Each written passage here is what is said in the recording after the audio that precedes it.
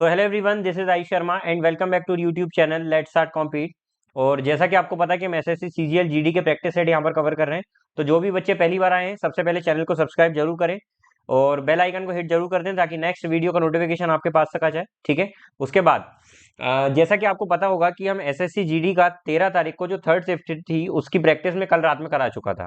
आज मॉर्निंग में इसकी क्लास होने वाली थी 13 जनवरी 2023 में जो एसएससी जीडी का फोर्थ शिफ्ट में एग्जाम कंडक्ट हुआ, वो मैं मॉर्निंग में क्लास लेने वाला था, लेकिन कुछ टेक्निकल इशू के कारण वो क्लास तो रिकॉर्ड हो गई थी लेकिन साउंड उसमें आ नहीं पाया था। तो ये क्लास में डबल ले रहा हूँ, रात में रिकॉर्ड कर रहा हूँ आपकी। ठीक है। चलिए, तो पहला क्वेश्चन आपकी स्क्रीन के ऊपर ये रहा। पहला क्वेश्चन देखिए क्या दिया हुआ है। एक शॉपकीपर जो मार्क्ड प्राइस जो है, देखो, एक दुकानदार ने एक टेबल का अंकित मूल्य 2500 रुपए रखा। A shopkeeper listed the marked price of a table for of rupees 2500 if he sold it at a profit of if he sold it at discount of 20% and 10% additional discount and what is selling price. यहाँ पर question में बोला जा रहा है कि एक दुकानदार एक टेबल का अंकित मूल्य 2500 रुपीज रखता है। अंकित मूल्य का मतलब क्या होता है? Marked price. ठीक है। उसके बाद बोल रहा है उसमें दो डिस्काउंट दे रहा है। पहली बार में वो 20% की छूट दे रहा है और अगली बार बोल रहा है वापस वो 10% की छूट और दे रहा है, आगे अतिरिक्त छूट। तो दो 20 और 10% के आपको डिस्काउंट दिए जा रहे हैं। तो सर यदि मैंने 2500 पर 10% 20% का डिस्काउंट दिया तो 10% इसका कितना होगा? 250। एक जीरो रिमूव करके 20% कितना हो जाएगा? 500। तो 500 का डिस्काउंट हो जाएगा तो ये कितने में बेचेगा? 2000 में। लेकिन अब फिर सेकंड बार में 10% का डिस्काउंट, तो इसमें 10% कितना हो जाएगा इसका? 200। एक जीरो रिमूव करके तो 200 का डिस्काउंट देकर कितने में पड़ेगा? 1800 में। तो ये क्वेश्चन इस तरीके से करना है आपको सॉल्व। ये इजी दिया था इसलिए ऐसे कर दिया। आप दूसरा तरीका ये भी कर सकते हैं कि सर 2500 की वस्तु थी, पहला 20% का डिस्काउंट दिया मतलब 80% में बेचा, फिर अगला 10% का डिस्काउंट दिया मतलब 90% में बेचा। परसेंट रिमूव कर नीचे कितने आ जाएंगे? 100। और यहाँ पर भी कितना आ जाएगा? 100। एक दो तीन चार जीरो से ये चार जीरो कट गया। ठीक है। 8 9 या 72, 25 × 72 करेंगे तो आ जाएगा 1800। ठीक है। अगला क्वेश्चन देखिए। The average cost of an apple, an orange and a mango is 36 rupees. Apple, orange और मैंगो का एवरेज जो कॉस्ट दिया हुआ है वो 36 रुपीज दिया हुआ है। ठीक है। एवरेज कॉस्ट दिया है एप्पल का और ऑरेंज का। एप्पल और ऑरेंज का जो एवरेज कॉस्ट दिया है वो दिया है 28 रुपीज। और ऑरेंज और मैंगो का जो प्राइस दिया हुआ है एवरेज, वो दिया हुआ है 32 रुपीज। कितना दिया हुआ है? 32 रुपीज। ठीक है, एक सेकेंड रुकिएगा। 32, 8, 40, 60, 40 और 20, 60, 36, 4, दिस इज 4।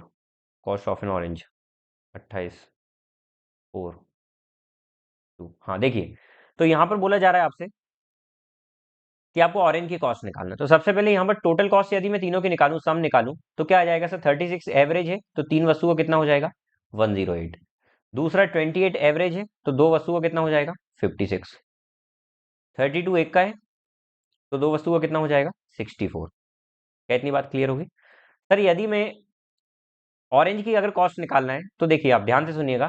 यदि मैं ये 108 में से 56 माइनस कर दूंगा तो वो बचेगा, वो 44 और 8 कितना बचेगा? 44 और 8 52। 52 किसकी कॉस्ट आ जाएगी?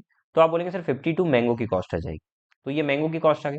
यदि मैंगो 52 कॉस्ट का है, ये मैंगो 52 कॉस्ट का है, टोटल 64 है, तो ऑरेंज को कितना? 12 होना चाहिए। यही आपका आंसर है। ठीक है। और भी इसके तरीके हो सकते हैं लेकिन थोड़ा सा कॉम्प्लिकेटेड हो जाएगा, इसलिए मैं आपको यही तरीका बता रहा हूँ बेसिक। ठीक है। Find mean proportional between 4 and 900। 4 और 900 के बीच का मीन प्रोपोर्शन निकालना है। मीन प्रोपोर्शन निकालने का तरीका क्या होता है मैंने आपको पहले बता चुका हूँ। ए और बी का मल्टीप्लाई। तो क्या हो जाएगा? 4 इंटू में 900। अच्छा, 4 जब बाहर आएगा रूट में से तो 2 1 कर आएगा।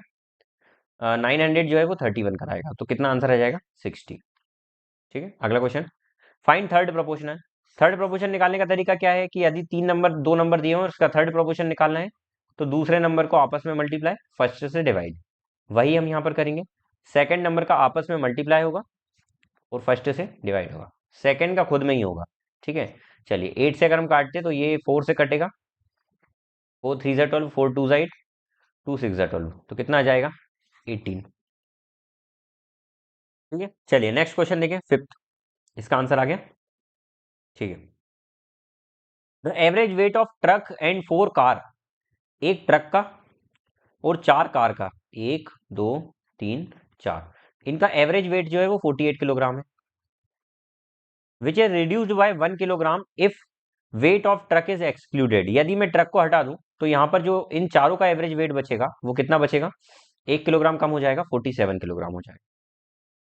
अच्छा, 1 किलोग्राम कम क्यों हुआ होगा मुझे ये बताइए। सर यदि ये सभी 48 किलोग्राम के होते तो ट्रक के जाने से कोई फर्क नहीं पड़ता। तो यदि मैं मान लेता कि सर ट्रक यदि 48 किलोग्राम का होता तो कोई फर्क नहीं पड़ता, लेकिन इसके जाने से टोटल 1 किलोग्राम कम हो गया। कितने लोगों का, 4 कार का। तो सर टोटल कम कितना हो गया, 4 का 1 1 किलोग्राम कम हो गया, तो टोटल कितना कम हो गया, 4 किलोग्राम कम हो गया। लेकिन 4 किलोग्राम कम हुआ है तो क्यों हुआ, मतलब ट्रक सर 4 किलोग्राम ज्यादा लेकर गया होगा। मतलब जो माइनस ये जो कम हो रहा है ना, ये ज्यादा लेकर गया होगा। तो ट्रक कितने का रहा होगा, तो 52 किलोग्राम का रहा होगा। तो ये शॉर्ट तरीका हो गया। दूसरा, यदि आप बेसिक से देखना चाहें तो मैं बोल रहा हूँ ये 48 किलोग्राम है, तो देखिए इनका सम निकालते हैं।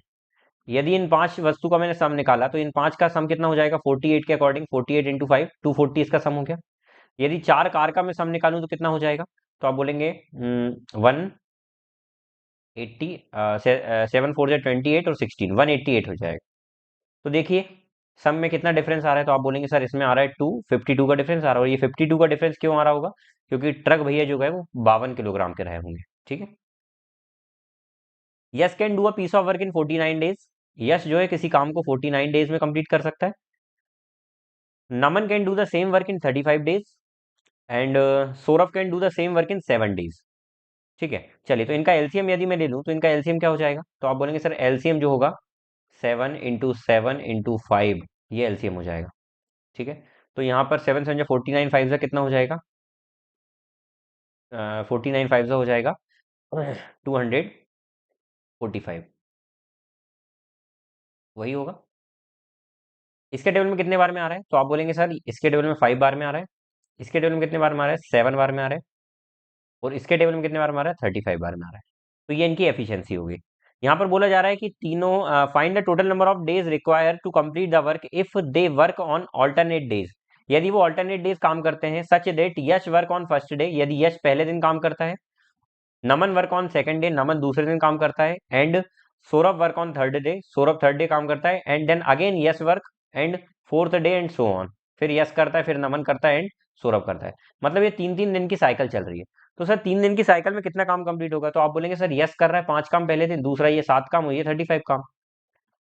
तो टोटल सर 47 काम कंप्लीट हो रहा है कितने दिन में, तो आप बोलेंगे सर 3 दिन तक अगर ये काम करते तो 47 काम कंप्लीट हो जाता है।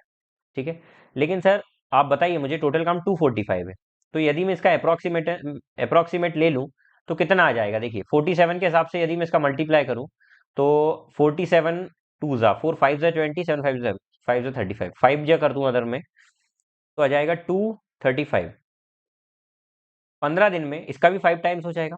तो आप बोलेंगे सर 15 डेज में 235 काम कंप्लीट हो गया, 15 डेज में 235 काम कंप्लीट हो गया। अब कितना काम बचा, तो आप बोलेंगे सर रिमेनिंग जो काम बचा है वो 10 काम बचा है।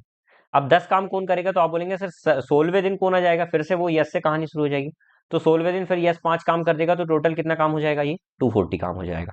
अब क्या 17वां दिन पूरा हो पाएगा, नहीं हो पाएगा, क्यों, क्योंकि 17वें दिन नमन काम करेगा अगेन 7 काम। हमको सर 7 काम नहीं कराना, अब तो सिर्फ 5 ही काम बचा ना, 240 काम हो गया है, सिर्फ 5 काम बचा। तो सर जो रिमेनिंग 5 काम है उसको कौन करेगा, नमन करेगा। किस क्षमता से करेगा सर, 7 की क्षमता से। तो इतने दिन का समय लगेगा। समझ में आई बात। तो 16 दिन तो लग ही गए सर, और फिर लास्ट में 5/7 डेज और लग गए। ठीक है, तो 16 7 से कितना होता है, 112, 112 में 5 जोड़ा तो 117/7। तो यही आपका आंसर है। ठीक है, नेक्स्ट क्वेश्चन देखें। The mark price of jacket is 3500 rupees. A shopkeeper offers 5% discount on it, then again offer 15% on new price, then again offer 20% discount on the new price. How much one has to pay for it. यहाँ पर ये बोला है कि किसी jacket जिसका marked price दिया हुआ है, आपको मान लेते हैं ये जैकेट है, ध्यान से देखिएगा, ये जैकेट है, आप नहीं है। ठीक है, कैसी बना रहा हूँ मैं जैकेट, ये जैकेट इस तरीके से होती है, ये जैकेट है भैया ना, मान लेते हैं ये जैकेट है, पैरालिसिस हो गया है, ये 3500 की जैकेट है भैया। ठीक है, इसमें पहला डिस्काउंट दिया गया 5% का। ठीक है, फिर अगला डिस्काउंट दिया गया कितने का, फिर अगला डिस्काउंट दिया गया 15% का, फिर अगला दिया गया 20% का। तो सर हम डायरेक्ट सॉल्व करते हैं ना, कि सर 3500 की वस्तु है, 5% का डिस्काउंट का मतलब ये होता है 5% का मतलब फ्रैक्शन में होता है 1/20। तो 20 पर 1 का डिस्काउंट, तो ये कितना हो जाएगा 19/20। 15% का डिस्काउंट का मतलब होता है कितना 3/20। मतलब 20 की वस्तु पर 3 का डिस्काउंट, तो कितने में बेचेगा वो 17/20 में। फिर अगला 20% का मतलब कितना होता है 1/5। मतलब 5 की वस्तु पर 1 का डिस्काउंट मतलब 4 में बेचेगा। ठीक है, चलो सुन सा बस उनसे 2 सुन कट गए, कट गए। 2 2 सा 4 से ये कट गया, 5 7 35 कट गया। चलिए क्या बचा 7 इंटू 19 इंटू 17। एक बात बताइए, यूनिट डिजिट क्या डिफरेंट है? 7 9 63, 3 7 21। एक ही यूनिट डिजिट एक आ रही है और इसमें एक ही आंसर आ रहा है 1 यूनिट डिजिट वाला, तो सॉल्व करना ही नहीं था। ठीक है, Arun and Aditya can complete a work separately in 8 days and 12 days. Arun यदि सेपरेटली काम करता है तो वो 8 दिन में कंप्लीट करता है, और आदित्य जो है वो उसी काम को 12 दिन में कंप्लीट करता है। तो सर यदि इनकी मैं एफिशिएंसी ले लूं तो 24 इसका टोटल वर्क आएगा, तो यहाँ से एफिशिएंसी आ जाएगी 3, और 12 2 24। ठीक है, यहाँ पर बोला जा रहा है कि after 2 days working alone Aditya leave, मतलब आदित्य ने 2 दिन तक अकेले काम किया। तो सर आदित्य ने 2 दिन तक कितना काम किया होगा 2 की क्षमता से? तो आप बोलेंगे सर आदि ने 4 काम कंप्लीट कर दिया। तो 4 काम यदि कंप्लीट कर दिया तो 24 में से 4 काम कंप्लीट होने के बाद कितना काम बचा रिमेनिंग 20 काम। वो बोल रहा है how many days Arun will complete the remaining work. तो अब अरुण कितना काम करेगा सर? तो आप बोलेंगे सर अरुण से 20 काम कराना है, कितने की स्पीड से? तो आप बोलेंगे सर 3 की स्पीड से। तो कुछ नहीं होगा सर, 3 6 18, 2 यहाँ आ जाएगा, 6 2/3 डेज इसका आंसर आ जाएगा। ठीक है, इसको करने का दूसरा तरीका और समझ लीजिए। मैं बोलता हूँ यूनिटरी मेथड से करिए। आपने टोटल वर्क मान लिया 1। जब भी यूनिटरी मेथड से करते हैं तो जो समय दिया होता है, फॉर एग्जाम्पल इसका समय 8 दिन दिया तो इसकी एफिशिएंसी 1/8 हो जाएगी। इसका समय 12 दिन दिया तो इसकी एफिशिएंसी 1/12 डेज हो जाएगी। ठीक है, तो सर किसने काम किया? आदित्य ने काम किया 2 दिन तक। बोला ना कि आदित्य ने 2 दिन बाद छोड़ दिया। ठीक है, after 2 days working alone Aditya leave the work. तो आदित्य ने किस क्षमता से काम किया? 1/12 से काम किया सर 2 दिन तक। तो आदित्य ने इतना काम किया, तो ये कितना हो रहा है सर 2/12, मतलब ये 6। 1/6 काम आदित्य ने कंप्लीट कर दिया। तो सर एक में से यदि 1/6 काम कंप्लीट हो गया तो कितना बचा? 5/6 काम बचा। अब यही रिमेनिंग वर्क किससे कराना है? तो आप बोलेंगे सर यही 5/6 वर्क किससे कराना है हमको? यही रिमेनिंग वर्क हमको अरुण से कराना है। तो अरुण भाई साहब कितना काम कर रहे हैं एक दिन में? 8 दिन में काम कर रहे हैं। तो अरुण की क्षमता क्या जाएगी 1/8। बस 2 3 6, 2 4 8, 20 अपॉन में 3। तो ये कितना हो जाएगा 3 6 18, 2 6 2/3 इसका आंसर। अगला क्वेश्चन, 11,500 रुपए की धनराशि वार्षिक 5% की दर से चक्रवृद्धि ब्याज पर उधार ली जाती है, जिसमें ब्याज वार्षिक रूप से चक्रवृद्धि है, तो 2 वर्ष बाद कितनी राशि भुगतान करना होगा? सर 5% का मतलब क्या होता है? 5% का मतलब होता है 1/20 होता है। मतलब कोई राशि यदि 20 रुपए थी तो वो 1 साल बाद कितनी हो जाएगी? 21 हो जाएगी। लेकिन यहाँ पर बोला 2 साल की बात है, तो सर 2 साल की बात है तो यहाँ पर प्रिंसिपल और अमाउंट का रेशियो जो होगा उनका स्क्वायर हो जाएगा। ठीक है, तो ये कितना बन जाएगा 400 से 441। ठीक है, तो अमाउंट कितना लिया था 11,500, तो सर प्रिंसिपल की वैल्यू कितनी है 11,500 की ये है। और निकालना क्या है? 2 साल बाद ये देना, तो इसकी वैल्यू निकालना है। तो हम क्या बोलेंगे सर कि 11,500 की वैल्यू दी हुई है 400, और निकालना है 441 की वैल्यू। ठीक है, चलिए 2 शून्य से शून्य सवा शून्य हो जाएगा, और किसी से नहीं कट रहा है, बाकी आपको मल्टीप्लाई डिवाइड ही करना पड़ेगा। तो 115 वन 115 का 5 बचाएगा, 11 यहाँ आ जाएगा। 460 कैसे होगा सर? 100 4 जा 400, 15 4 जा 60, तो 460 और 11 471 का 1 आ जाएगा, 47 यहाँ आ जाएगा। फिर 471 का 471 आ जाएगा, नहीं 460 आ जाएगा। 460 में फिर ये जोड़ेंगे तो कितना हो जाएगा 507। ठीक है, अब हमको इसको 4 से डिवाइड भी करना है, तो कितना हो जाएगा 4 1 जा 4, 4 2 जा 12 आ जाएगा, 4 2 जा 8, 4 1 जा 4, 4 2 जा 8 नहीं आएगा भाई, 4 1 जा 4, 4 2 जा 8 ही आएगा। एक सेकेंड, 4 1 जा 4, 4 2 जा 8, 2 कैरी ओवर, 4 6 जा 24, 4 7 जा 28, 3 हाँ 4 8 जा 32.75। देखो इसके बाद चेक नहीं करना है क्योंकि इसके बाद आगे भी कट रहा है, तो एक ही यही आंसर। इस क्वेश्चन में आप ध्यान से देखेंगे ना भाई, तो हम अप्रोक्सीमेशन से नहीं कर सकते। बाकी क्वेश्चन में आपको अप्रोक्सीमेशन से यूनिट डिजिट से किसी से भी बता देता, लेकिन यहाँ पर देखो ऑप्शन कितने पास दिए। वो सबसे बड़ी बात ये देखिए बैंकिंग पैटर्न फॉलो किया कि देखिए पॉइंट में भी बिल्कुल सिर्फ पॉइंट का ही डिफरेंस है यहाँ पर। ठीक है, तो इस तरीके से एसएससी भी कहीं ना कहीं बैंकिंग पैटर्न पर कभी कभी आ जाता है। क्यों? क्योंकि पहले जो बैंकिंग एग्जाम कंडक्ट कराता था वही वेंडर अब एसएससी का भी हो गया है, तो थोड़ा थोड़ा वो बैंकिंग पैटर्न पर भी ला रहा है। ठीक है, तो आप इस चीज का ध्यान रखें। यदि किसी वस्तु की खपत प्रतिशत में 15% की 25% की वृद्धि है, तो कुल बजट में परिवर्तन ना हो तो वस्तु की कीमत में कितनी गिरावट होगी। अब एक कंसेप्ट समझिए, हमारा जो कुल खर्च होता है ना भाई, वो दो चीज पर डिपेंड करता है कि किस दर की वस्तु लेते हैं हम और कितनी खपत करते हैं। अच्छा, कुल खर्च को मैं क्या भी बोल सकता हूँ इंग्लिश में, एक्सपेंडिचर इज इक्वल टू क्या हो जाएगा, दर मतलब होता है प्राइस, और खपत मतलब क्या होगा, कंजम्पशन, कितना आप घटकते हैं, कंज्यूम करते हैं। ठीक है, आपसे ये बोला जा रहा है कि if the price of percentage, if increase in the percent, क्या बोला, if the increase in the percentage of consumption of commodity is 25%, यदि इसका कंजम्पशन बढ़ जा रहा है 25%, कंजम्पशन बढ़ रहा है 25%, तो बताइए कि प्राइस में कितना चेंज आएगा, प्राइस में कितना चेंज आएगा यदि ओवरऑल बजट चेंज नहीं हो रहा। तो ये एक्सपेंडिचर को मैं बजट के नाम से भी तो जान सकता हूँ। तो सर बजट यदि कांस्टेंट है आपका, यदि खर्चा आप नहीं बदलना चाहते हैं, तो क्या होगा सर, प्राइस इनवर्सली प्रोपोर्शनल हो जाएगा कंजम्पशन के। मतलब जिस रेशियो में प्राइस होगा, for example A ratio B, तो कंजम्पशन उसके अपोजिट रेशियो में जाएगा, बी रेशियो ए। ये मैंने पढ़ाया हुआ है पहले आपको, विमल कंसेप्ट नाम से मैं पढ़ाता हूँ। ठीक है, तो यहाँ पर बोला जाए कि price of commodity falls by, तो प्राइस कितनी हो जाएगी। तो सर कंजम्पशन यदि दिया हुआ है 25% इंक्रीज, मतलब 4 की वस्तु कितने में, 5 में, तो प्राइस कितना हो जाएगा, 5 की वस्तु 4 में। तो कितना डिक्रीमेंट हो रहा है, तो आप बोलेंगे एक का डिक्रीज हो रहा है कितने पर, 5 पर, परसेंट में जाने के लिए 100 का मल्टीप्लाई, एक का डिक्रीज हो रहा है, देखिए कितने से, 5 से, तो नीचे 5 आ जाएगा ओरिजिनल वैल्यू, वो परसेंट में जाने के लिए 100, तो ये सॉल्व करके कितना आ जाएगा, 20%।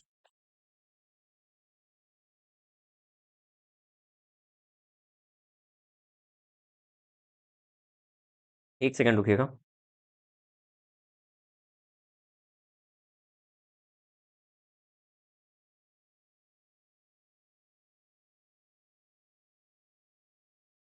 चलिए ये वाला क्वेश्चन देखिए, if curved surface area of sphere with radius r1 unit is same as total surface area of another hemisphere with r2 radius। देखिए सबसे पहले तो कर्व्ड सरफेस एरिया स्फीयर का क्या होता है, जिसकी रेडियस है r1, वो बोला है इसका कर्व्ड सरफेस एरिया बराबर है total surface area of hemisphere, hemisphere जिसकी रेडियस दी हुई है r2। तो कुछ नहीं करते sir, curved surface area of sphere, sphere का कर्व्ड सरफेस एरिया क्या होता है, तो आप बोलेंगे सर 4 पाई r स्क्वायर, तो आर स्क्वायर रेडियस r1 दी हुई है, तो r1 का square is equal to total surface area कितना होता है हेमिस्फेयर का, वो होता है 3 पाई r स्क्वायर, 3 पाई r स्क्वायर, तो वो कितना हो जाएगा, 3 पाई r2 का स्क्वायर। चलिए पाई से पाई बाबा कट गए। ठीक है, तो हमको निकालना है यहाँ पर r2, देखिए बोला ना कि रेडियस 2 निकालिए, तो हम बोलेंगे सर 4r1 का स्क्वायर डिवाइडेड बाय में 3 आ जाएगा, इज इक्वल टू में आ जाएगा r2 का स्क्वायर। ये स्क्वायर इधर जाकर इधर रूट का काम करेगा, तो r2 की वैल्यू कितनी आ जाएगी, ये 4 बाहर आ जाएगा रूट के, तो 2 अंडर रूट में r1 का स्क्वायर, स्क्वायर हो रहा है तो ये अंडर रूट की जगह क्या आ जाएगा, r1, और अपॉन में कितना आ जाएगा, अंडर रूट 3। ठीक है, आगे देखते हैं। A shopkeeper sell is old stock at 25% loss on cost price. एक शॉपकीपर अपना ओल्ड स्टॉक को बेचता है, एक दुकानदार अपने पुराने स्टॉक को क्रय मूल्य से 25% हानि पर बेचता है। ठीक है, 25% हानि पर बेचने का मतलब है सर, 25% का मतलब होता है 1/4, मतलब 4 की चीज को 3 में बेचता है। ठीक है, 4 की चीज को 3 में बेचता है, बट वो 30% लेस वेट यूज करता है। 30% लेस वेट यूज करने का मतलब क्या होता है, 30% का मतलब होता है सर वन, देखिए 30% को अगर मैं कन्वर्ट करूं तो मुझे तो आ गया था समझ में, आप समझ लीजिए, तो ये हो जाएगा 3/10, मतलब 10 की चीज को 3 डिस्काउंट में बेच रहा है। ठीक है, तो सर 10 की चीज को 3 में, मतलब यहाँ पर जो वेट का रेशियो आ जा रहा है वो क्या आ रहा है सर, 30% लेस वेट यूज कर रहा है, मतलब 100 की जगह 30 यूज कर रहा है, तो यहाँ पर रेशियो 10 से 3 आ रहा है। लेकिन मैंने आपको बोला था जब भी सॉल्व करेंगे तो ये अपोजिट हो जाता है वेट का रेशियो, तो वो क्या हो जाएगा, 3 की जगह 10 में बेच रहा है। ठीक है, एक सेकंड, यहाँ 7 आएगा ना, 7 आएगा। ठीक है, तो 7 की जगह 10 में बेच रहा है, बस इसको सॉल्व करना है। 7 4 जा 28, क्योंकि ओवरऑल आपका प्रॉफिट और लॉस यहीं से निकलेगा, वो 3 10 जा 30, 14 से 15 का हो रहा है, तो कितना का प्रॉफिट आ रहा है, 1/14 का प्रॉफिट, परसेंट में जाने के लिए 100 का मल्टीप्लाई, 1/14 हमने पढ़ा हुआ है 7.14% होता है। ठीक है, A's income is 40% more than B's income, A की इनकम बी से 40% ज्यादा है, मतलब यदि बी की इनकम 100 है तो ए की 140 है। तो बोल रहा है कि what percent does B earn less than A, तो बी कितना कम अर्न करता है ए से, तो आप बोलेंगे सर ये इससे 40 कम अर्न करता है, लेकिन किससे, ए से, तो नीचे आ जाएगा 140, और परसेंट में जाने के लिए 100 का मल्टीप्लाई। ठीक है, जब भी आपको कंपेयर करने का बोला जाता है तो नीचे क्या आती है, ओरिजिनल वैल्यू, जिससे कंपेयर करते हैं वो आती है, और जितना कम ज्यादा है वो ऊपर आता है। तो सर 40 ज्यादा है ये, लेकिन किससे कम है, बी कम है 40, लेकिन किससे 140 से, और 100 में जाने के लिए, परसेंट में जाने के लिए 100 का मल्टीप्लाई, 2 2 4, 2 7 14, तो 2/7 आ रहा है। 1/7 का मतलब होता है 14 2/7। ठीक है, तो 2/7 का मतलब क्या हो जाएगा, 28 4/7%। ठीक है, सॉल्व करके भी आप ला सकते हैं। A truck's value is reduced by 17% is now worth rupees इतना, what was its original price।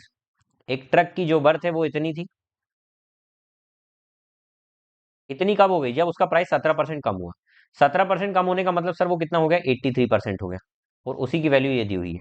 आपको ओरिजिनल वैल्यू निकालना मतलब 100% की वैल्यू निकालना है, तो 3332948 डिवाइडेड बाई 83 मल्टीप्लाई 100।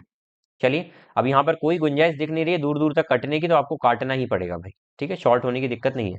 तो 83 के टेबल में कितने बार में आएगा ये, तो आप बोलेंगे सर 83 टेबल में 33 तो आता नहीं, तो 333 लेंगे। 83 कितने बार में जाएगा, तो 8 4 जा 32 होता है, तो हम 4 टाइम्स जाएंगे। तो 8 4 जा 32 मतलब 320, और 3 4 जा 12, तो 332 आ जाएगा 4 बार में, एक इधर कैरी ओवर रह जाएगा। अब 12 तो आता नहीं, तो 129 लेंगे। तो सर एक डिजिट हमने एक्स्ट्रा बढ़ाई, तो हम यहाँ एक जीरो लगाएंगे। अब इस तरीके से ये कहानी चलेगी, लेकिन आप देखो भाई पहली डिजिट ही 4 आ गई, और इसमें 4 आ रहा था, तो आपको चेक करना ही नहीं था ना। ठीक है, तो एग्जाम में ऐसा होता कई बार, बड़े क्वेश्चन आते हैं, लेकिन ऑप्शन को थोड़ा सा घूर कर देखा करें, ऑप्शन से भी सॉल्व हो जाता है। ठीक है, what is the number which when increased by 20% is completely divisible by 18, 56 and 42। ऐसा कौन सा नंबर होगा जब उसको 20% हम बढ़ा दें, सॉरी 20 बढ़ा दें, कोई नंबर है मान लीजिए x, उसको जब मैंने 20 बढ़ाया ना, तो वो कंप्लीटली डिविजिबल हो जा रहा है किससे, 18 से, 56 से और 42 से, इनसे पूरा डिवाइड हो रहा है। इनसे डिवाइड होने वाले नंबर को हम क्या बोलते हैं, एलसीएम बोलते हैं। तो सबसे पहले सर इनका एलसीएम निकालेंगे हम। इनका एलसीएम कैसे निकाला जाएगा सर, सबसे बड़ा नंबर एलसीएम मान लेते हैं पहले तो। ठीक है, अब ये क्या होता है, 7 8 जा 56 होता है ना, इसके पास गए, ये बोलता भैया मैं क्या होता हूँ, 2 9 जा 18 होता हूँ। ठीक है, तो हम बोलेंगे भैया तेरा 9 यहाँ पर दे दे, क्योंकि 2 तो ऑलरेडी इसके अंदर बैठा हुआ है, देखिए 9 नहीं है तो 9 लिखेंगे यहाँ पर। उसके बाद इसके पास जाएंगे, तो ये बोलता है मैं 7 6 जा 42 होता हूँ, तो 7 ऑलरेडी हम निकाल चुके हैं, इसमें लिख चुके हैं, और 6 भी ऑलरेडी देखिए, इसमें 2 है, इसमें 3 है, तो 6 भी ऑलरेडी है, तो यही एलसीएम हो जाएगा। तो 56 9 जा कितना हो जाएगा, 9 6 जा 54, 9 5 जा 45, तो 504 इसका एलसीएम हो गया, ये एलसीएम हो गया। अच्छा, ये कब आया, 20 बढ़ाने के बाद ये आया, तो x की वैल्यू कितनी हो जाएगी, 504 में से 20 माइनस होगा तो कितना आ जाएगा, 484 x की वैल्यू हो जाएगी। ठीक है, चलिए अगला क्वेश्चन देखें। The greatest number which can divide this this this is x। वो सबसे बड़ी संख्या x है, कौन सी ग्रेटेस्ट नंबर, जो इन सबको डिवाइड कर देती, तो आपको x/2 निकालना है। ठीक है, चलिए तो मैं वो नंबर लिखता हूँ, 286 1001 और 2420। तो सर वो x है, हमको भैया देखो इन सबको काटने वाला नंबर x है, तो वही HCF है, क्योंकि HCF का मतलब होता है सबसे बड़ा कटैया, जो सभी नंबर को बराबर काट दे उसी को हम HCF के नाम से जानते हैं। अच्छा, हमारे भारत में कटैया को क्या बोला जाता है, कसाई बोलते हैं। इंग्लिश में इसका कमेंट में लिखकर बताएं कि आंसर क्या है। वोकेब में आपने पढ़ा होगा, प्रीवियस ईयर में एसएससी में आया हुआ ये क्वेश्चन है। ठीक है, उसका क्या नाम है वो वर्ड को आप नीचे कमेंट बॉक्स में लिखकर बताएं। ठीक है, चलिए तो यहाँ पर हम इसका HCF निकालते हैं। HCF निकालने का सबसे शॉर्टेस्ट तरीका मैं ये बता रहा हूँ, कि जो भी इनका आपस में डिफरेंस होगा ना, तो इसका आंसर या तो डिफरेंस खुद होगा या उसका फैक्टर होगा, ये आंसर होता है।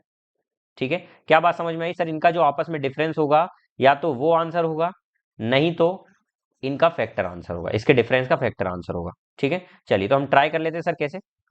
चलिए इसका डिफरेंस लेते हैं, सबसे पहले क्या आ रहा है, तो आप बोलेंगे सर इन दोनों का यदि मैंने डिफरेंस लिया, तो 286 701 715 आ जाएगा, 715 आ गया। इन दोनों का डिफरेंस लिया तो 1420 1419 आ गया। ठीक है, इन दोनों का डिफरेंस लिया मैंने, तो वो आ जाएगा 704।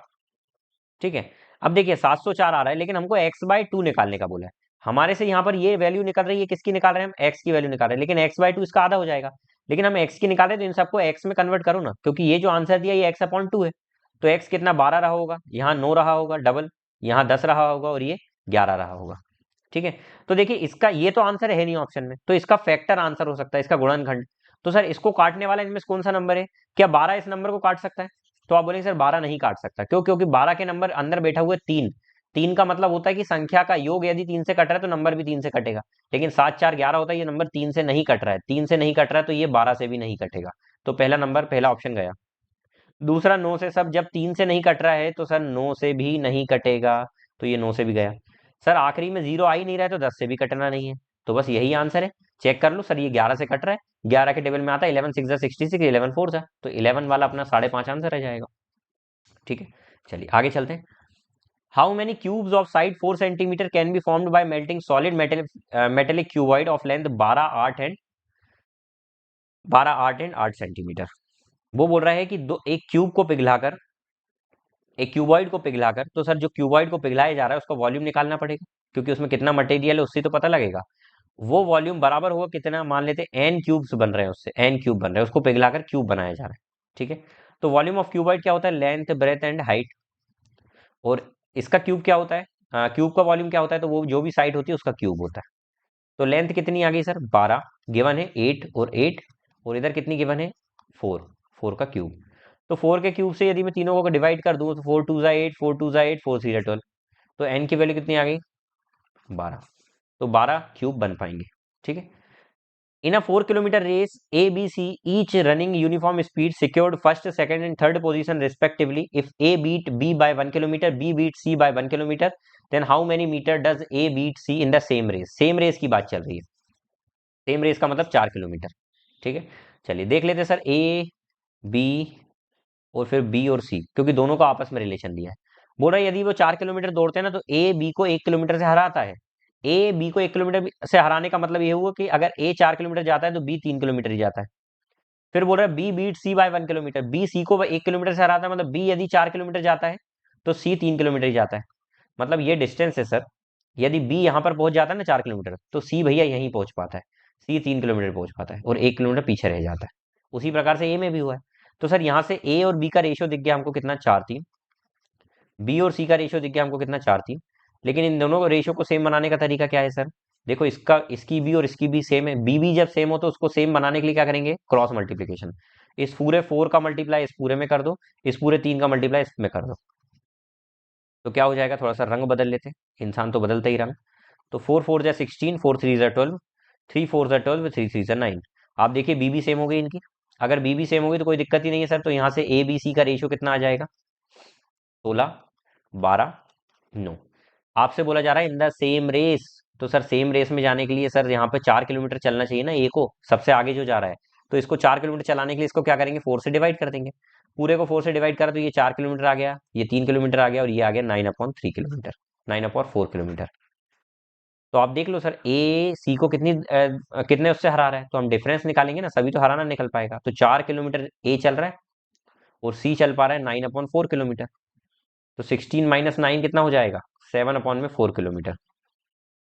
इसको मीटर में ले जाने का तरीका क्या है, 1000 का मल्टीप्लाई कर दो तो ये मीटर में पहुंच जाएगा। तो कितना हो जाएगा, 7/4 इंटू में 1000, 25 जा 25 7 जा 175, तो 1750 मीटर डिस्टेंस चलेंगे। अच्छा क्वेश्चन था ये भी, थोड़ा सा कैलकुलेशन लग सकता है आपको, बट है नहीं इतना। What is the value of 35 metre per second in kilometre per hour. जब भी किलोमीटर पर आवर को मीटर पर सेकंड में ले जाना हो तो 5/18 का मल्टीप्लाई करते हैं, और मीटर पर सेकंड से किलोमीटर पर आवर में आना हो तो 18/5 का करते हैं। तो यहाँ पर किसका करेंगे, 18/5 का। तो 5 7 35, और 18 7 से कैसे करेंगे, तो सर 10 7 से 70, और 7 8 से 56, 70 और 56 कितना हो जाएगा, 126 किलोमीटर पर आवर प्रति घंटे। 3 साल पहले एक कस्बे की जनसंख्या 2,50,000 थी, ठीक है सर। पिछले वर्ष, यदि पिछले 3 वर्षों में इसकी वृद्धि 3%, 4%, 6% हुई है, तो कस्बे की वर्तमान जनसंख्या ज्ञात करें। 3% बढ़ा, सर पहले साल में 103% हुआ, फिर 104% हुआ, फिर अगले साल में 6% बढ़कर 106% हो गया। परसेंट तीनों के रिमूव करूंगा, और तीनों के रिमूव करने के बाद नीचे क्या आ जाएगा, 100। 200 से तो सर सुन सब सुन प्यार की धुन हो जाएगी। ठीक है, इसको काट सकते हैं 25 4 जा 4 से, इसको काट सकते हैं 4 2 जा 8, 4 6 जा 24। अब जरा घूर कर देखे ना भाई, तो ये आंसर में 13 बैठा हुआ है, 13। आंसर 13 का मल्टीपल है, इसको चेक करते हैं। 13 3 जा 39, 9 बचा, 13 7 जा 91, 2 बचा, 13 2 जा 26, 2 बचा, 13 2 जा 26, 8 बच गया। 13 से डिवाइड नहीं होता है, 13 से डिवाइड नहीं होता है। इसको चेक कर लो। इसको चेक करने से क्या मतलब है, दूसरा ऑप्शन जब आप चेक करोगे 13 टू ज़ा 26, 2 इधर गया, 13 वन ज़ा 13, 10 इधर गया, 13 के टेबल में 104 आता है, फिर 4 इधर गया, 13 थ्री 39, 7 इधर गया, 13 सिक्स 78, 13 से डिवाइड हो रहा है, मतलब यही आंसर है आपका। दो आंसर 13 से डिवाइड हो सकते हैं क्या? बिल्कुल हो सकते हैं सर। 13 से डिवाइड होने वाला हो सकता है, लेकिन इनसे डिवाइड ना हो, तो हम इनको भी चेक कर लेते हैं सर। देखिए 13 के टेबल में ये चेक करेंगे, 13 टू ज़ा 26, कितना बचा? 12, 12 इधर जाएगा तो 123 हो जाएगा। 13 के टेबल में 123 आता है कि बिल्कुल भी नहीं आता सर। 13 के टेबल में 117 आता है, तो 117 के बाद कितना बचेगा? 6, तो आ जाएगा 68। 13 5 या 65, तो कितना बचा? 3। 13 टू 26, तो 10, 108, 108 13 से कटता ही नहीं है। 13 1 13, कितना बचा? 5।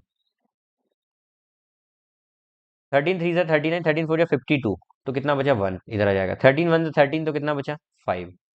13 2 20, 13 13 4 52, 4 इधर आ गया, 48 भी नहीं आता, तो ये भी 13 से नहीं हो रहा। सिर्फ एक ही आंसर 13 से कट रहा है। ठीक है, तो भाई लोग ये रही आपकी क्लास। आई होप आपको ये क्लास पूरी समझ में आ गई होगी। ठीक है, ये क्लास के बाद कल मॉर्निंग में भी आपकी क्लास होने वाली है 16 तारीख को। आपका 14 और 15 तारीख को एग्जाम कंडक्ट नहीं हुआ था जनवरी में। अब 16 तारीख 16 जनवरी को जो आपका पहली शिफ्ट में एग्जाम कंडक्ट हुआ था, उसकी क्लास कल मॉर्निंग में होने वाली है। ठीक है, तो भाई चैनल पर पहली बार आए तो प्यार दिखाएं इसी प्रकार से। ठीक है, फटाफट से 2000 सब्सक्राइबर हो जाना चाहिए। ठीक है, चलिए तो मिलते हैं फिर अगली क्लास में। तब तक के लिए अपना ध्यान रखिए, मस्त रहिए, व्यस्त रहिए, स्वस्थ रहिए, अपना ध्यान रखिए, अपनी फैमिली का ध्यान रखिए। जय हिंद, वंदे मातरम।